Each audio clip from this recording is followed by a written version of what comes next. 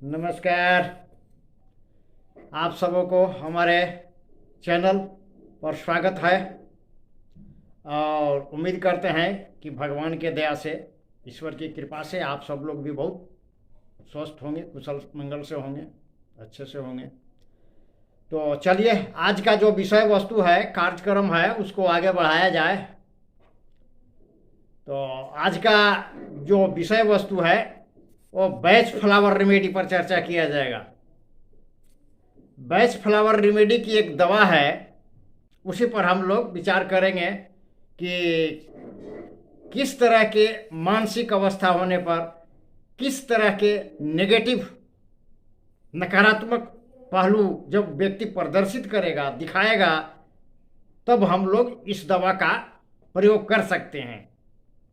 तो इसी पर आज चर्चा होगा।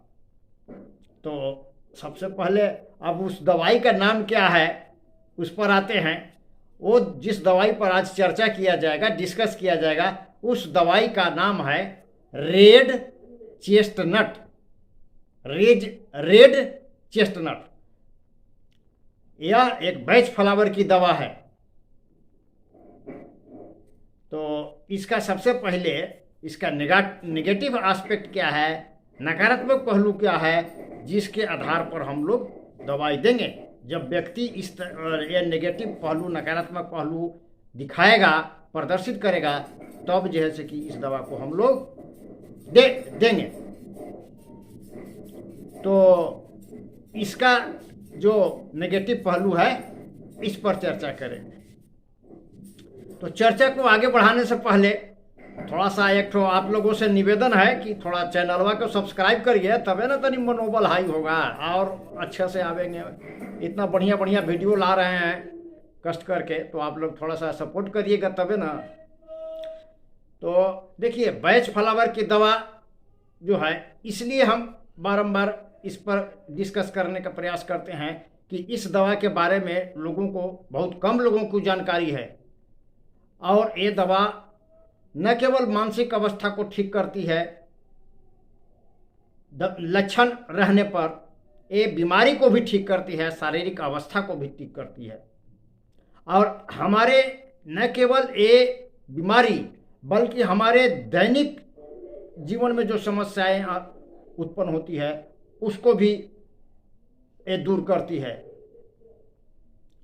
बहुत जैसे अब कहीं किसी को इंटरव्यू में जाना है, किसी को, बच्चों को पढ़ाई में मन नहीं लग रहा है, तो इस तरह की समस्या जो है, और घरेलू कई तरह की समस्या है, कहीं जाने के पहले घबराहट, और बहुत तरह की समस्या को ये समाधान करता है। इतना आज इस पर डिस्कस नहीं किया जा सकता है इस वीडियो में। तो बहुत तरह के दैनिक समस्या का समाधान करता है, इसलिए बैच फ्लावर दवाई के बारे में इतना डिस्कस करते हैं हम। ये कम दिनों का इसका इतिहास है, बहुत लोग इसके बारे में नहीं जानते हैं। इससे माने बहुत तरह के समस्या का समाधान किया जा सकता है। तो चलिए, अब आज का जो विषय है उस पर चर्चा करें। हमारा दूसरा जो वीडियो है बैच फ्लावर पर, होम्योपैथिक पर है, होम्योपैथिक माइंड पर, इसको भी देखने का प्रयास करें। ओसीडी पर है, इरेक्टाइल डिस्फंक्शन पर है, एक बाद में बच्चों को पढ़ाई में मन नहीं लगना, बच्चा जैसे कि पढ़ने पर ध्यान नहीं दे रहा है, केवल खेलने पर ध्यान दे रहा है। कोई विद्यार्थी है, परीक्षा हॉल में जाता है, उसका दिमाग सही से काम नहीं करता है, परीक्षा खराब हो जाता है, इस तरह के जिसको हो रहा है, उस पर दवा है, उस पर मेरा वीडियो है, देख सकते हैं उसको, लिंक डिस्क्रिप्शन में दे दिया जाएगा। तो चलिए, अब आज के जो मेन टॉपिक्स है उस पर आते हैं। थोड़ा चैनलवा को लाइक सब्सक्राइब करिएगा और शेयर भी करिए। अब इसका देखिए, रेड चेस्टनट जो दवा है ना, इसका जो प्रधान लक्षण क्या है कि इसको जो है ना, हर समय दूसरों के लिए चिंता फिक्र होती रहती है। दूसरों के लिए, अपने परिवार के दूसरे सदस्यों के लिए इसको हर समय चिंता फिक्र रहती है। ये चिंता फिक्र दूसरों के लिए, अपने परिवार के लिए तो सबको रहता है, ऐसा बात नहीं है कि चिंता फिक्र किसी को रह भी नहीं करती, चिंता फिक्र रहना सही बात है, लेकिन इसको इतना चिंता फिक्र रहता है कि माने मत कहिए, ये स्वयं बीमार हो जाता है चिंता करते करते। ये चीज़ खराब है, ये इसका नेगेटिव है। चिंता फिक्र जो बच्चा है, पति है, पत्नी है, चिंता होना तो स्वाभाविक ही है, लेकिन भाई चिंता करते करते हम भी अस्वस्थ हो जाएं, वो लोग स्वस्थ हैं, उनको कोई तकलीफ नहीं है, फिर भी हम उनके बारे में चिंता कर रहे हैं, बाहर जा रहे हैं, स्कूल जा रहे हैं, तो जे न कि इनको कोई एक्सीडेंट हो जाए, जे न कि कोई समस्या हो जाए, इस तरह के जो निरर्थक जो चिंता है, ये चिंता होने लगती है, जिसके चलते इसका अपना ही शरीर खराब हो जाता है, या कोई बीमारी यदि पहले से भुगत रहा है तो बढ़ जाता है।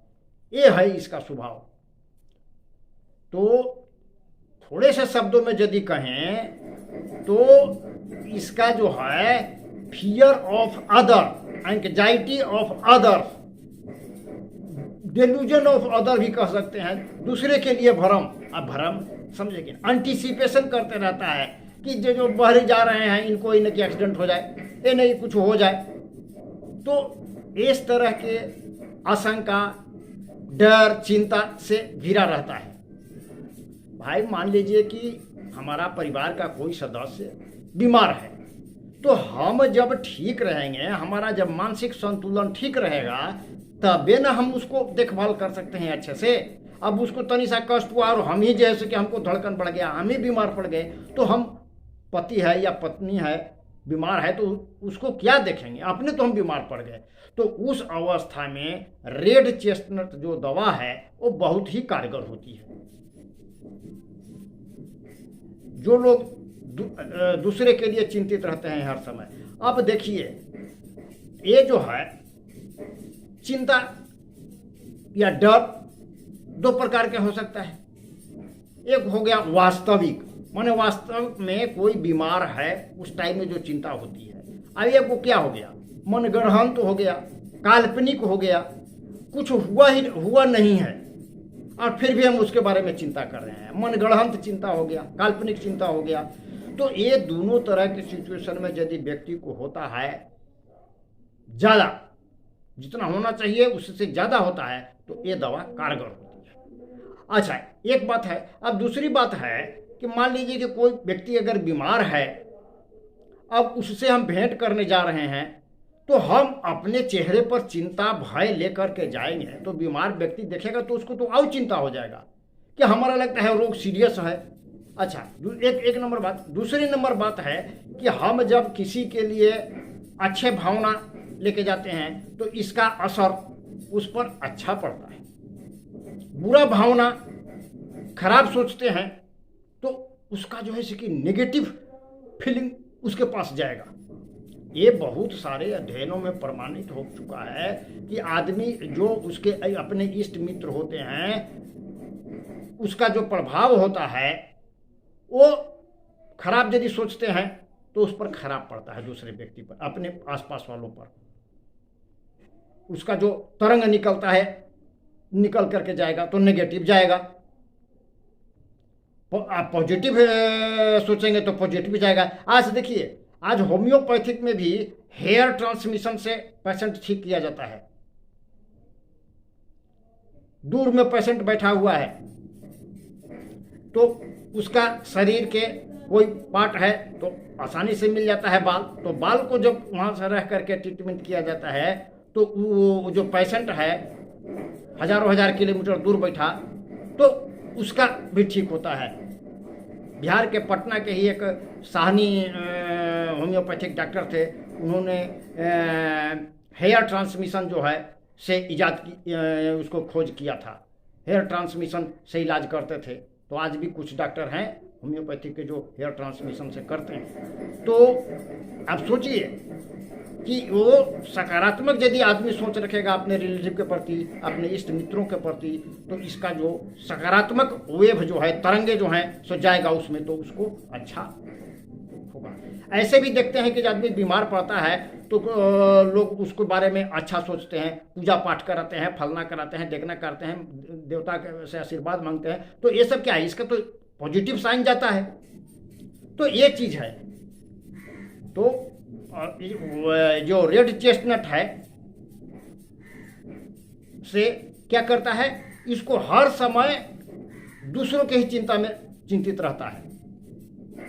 यही इसका सबसे प्रयोग करने का प्रधान जो लक्षण है वो उसका ही है। अब देखिए, अब ऐसा नहीं है कि दवाई यदि हम उसको में देंगे तो ये चिंता उसको दूर हो जाएगा और दूर होकर करके वो अपने परिवार के लिए चिंता ही नहीं करने लगा। ऐसा नहीं होगा, ऐसा नहीं होगा। वो उसका जो क्या होगा, दवाई देने के बाद वो जो एक्सेस जो चिंता कर रहा है वो चिंता नहीं करेगा और दूसरों के अपने परिवार के दुख और तकलीफ में उसका दिमाग संतुलित रहेगा। दिमाग संतुलित रह कर करके उनका देख रेख करेगा अच्छे से, माने अपने इष्ट मित्रों को दिमाग ठीक रख करके देख रेख करेगा। उनके लिए मैंने उतना घबराहट उसको नहीं हुआ, अपने बीमार नहीं पड़ जाएगा, ये चीज़ होगा। न कि इसको दूसरे के लिए चिंता खत्म हो जाएगा, ऐसा नहीं है। चिंता खत्म हो जाएगा तो बहुत और खराब हो गया ना। एकदम चिंता होगा लेकिन उसको कंट्रोल के अंदर रहेगा और उसका अपना इसको इम्बैलेंस नहीं होगा, दिमाग असंतुलित नहीं होगा। दिमाग जब भी हमारा सेवा करने वाले का ही दिमाग असंतुलित हो जाए, सेवा करने वाले का यदि दिमाग असंतुलित हो जाए तो दूसरे को क्या देख रेख करेगा। अब जैसे मान लीजिए ये सब दवाई कहाँ पर कर, जो कोई डॉक्टर है अपने लड़का बीमार पड़ गया है, उसको ऑपरेशन करना है, तो उस समय उसको घबराहट चिंता जो होती है या सेवा करना है, नर्स है उसको अपने ही परिवार को सेवा करना है तो घबराहट चिंता होती है, वो नहीं होगा और वो अच्छे से उसको देखभाल कर सके, ये होगा। तो ये हुआ रेड चेस्टनट। तो आप सोच ही सकते हैं कि कितनी कारगर दवाई है आजकल के लिए। तो आज के लिए बस इतना ही। इसका जो नेक्स्ट वीडियो आएगा बैच फ्लावर पर, उसमें हम रेड चेस्टनट के और जो पहलू हैं और जो इसके प्रयोग करने के जो पथ हैं उस पर विचार करेंगे। इसका जो है से कि बहुत यूज है, बहुत प्रकार से इसको यूज कर सकते हैं, कौन कौन परिस्थिति में किस तरह के शारीरिक अवस्था में लक्षण रहेगा तो कैसे इसको यूज करेंगे, इस सब पर डिस्कस करेंगे। इसलिए आगे आने वाला वीडियो देखना ना भूलें। इसके जो बाद आएगा वीडियो, नेक्स्ट वीडियो इसका होगा होम्योपैथिक पर, होम्योपैथिक माइंड सिम्टम्स पर चर्चा करेंगे और उसके बाद वाले वीडियो में ये रेड चेस्टनट रहेगा। तो आज के लिए बस इतना ही। तो अब विदा लेते हैं और इजाज़त दीजिए, फिर मिलेंगे अगले वीडियो में नए विषय वस्तु पर चर्चा करने हेतु। नमस्कार, जय हिंद।